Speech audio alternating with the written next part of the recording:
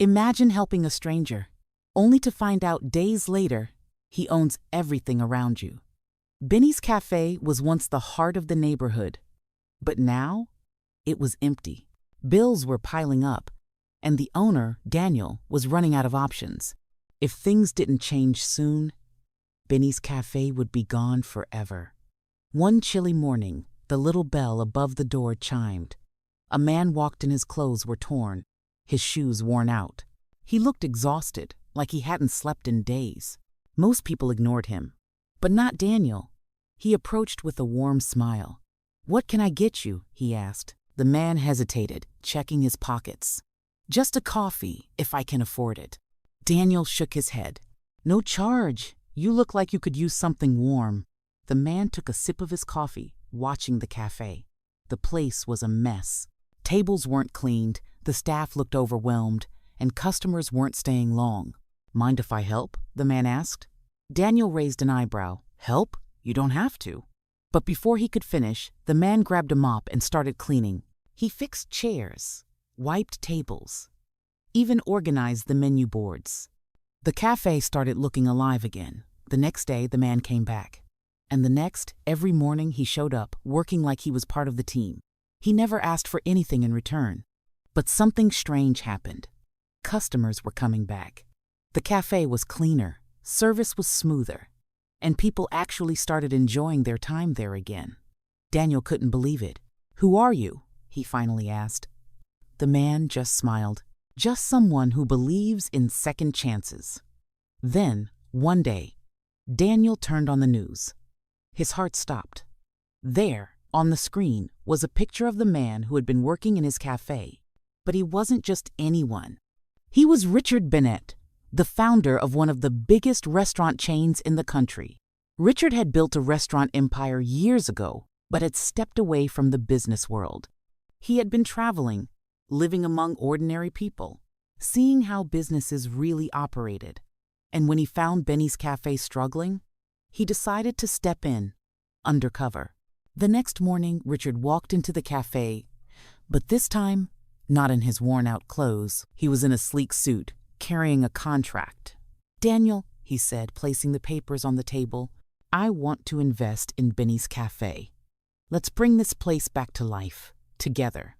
Daniel was speechless. A homeless man had walked in, changed everything, and turned out to be one of the most powerful people in the industry.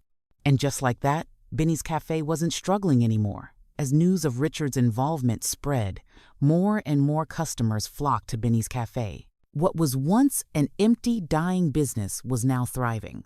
People loved the story behind it. They wanted to be a part of it. And for the first time in years, Daniel felt hope. But Richard wasn't done yet. "I have a vision for this place," Richard said one evening as they sat in the newly renovated cafe. "Not just a restaurant, but a symbol of second chances. We could turn Benny's Cafe into something bigger, a place where struggling people can work, rebuild their lives, and find new opportunities." Daniel listened in awe. He had never imagined anything like that. But the more he thought about it, the more it made sense. Weeks turned into months. The cafe expanded. Richard used his resources to open more locations, each one dedicated to helping those in need.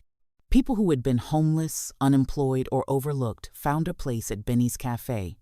It wasn't just a restaurant anymore, it was a movement. One evening, as Daniel locked up for the night, he looked around. The cafe was full of life. Laughter filled the air. People who had once been struggling were now thriving. And it all started with one simple act of kindness. But as success grew, so did the challenges. Competitors started noticing Benny's Cafe's rise. Big chains were losing customers to this little cafe with a heartwarming story. Some tried to replicate the concept, while others attempted to push Benny's Cafe out of the market with aggressive tactics. Richard saw this coming. "They're scared," he told Daniel one day, "because they know people are choosing something real over something mass-produced." One morning, a businessman from a major chain visited Benny's Cafe. He offered Daniel a deal: sell the cafe for a hefty price and walk away. Daniel looked at Richard, who just smiled. "What do you think?" Richard asked. Daniel took a deep breath.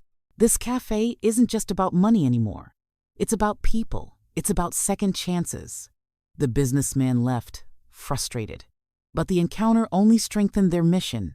Richard decided to take things further. He launched a program to help employees of Benny's Cafe start their own businesses. He created a fund to provide financial assistance and mentorship. The success stories began rolling in, former employees opening bakeries, coffee shops, and small restaurants of their own. And then, the unexpected happened. A journalist wrote an article about Benny's Cafe and its impact. The story went viral. Media outlets picked it up. Influencers visited. And soon, Benny's Cafe became a national sensation. The once empty cafe now had lines out the door.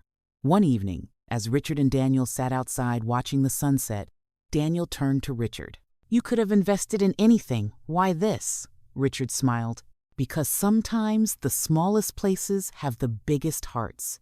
And with that, Benny's Cafe wasn't just a restaurant. It was a revolution. What would you have done if a stranger asked to help? Would you have accepted or ignored him? Let us know in the comments below. If you enjoyed this story, hit that like button, subscribe for more incredible stories, and turn on notifications so you never miss a new upload. Thanks for watching, and see you next time. RTYG.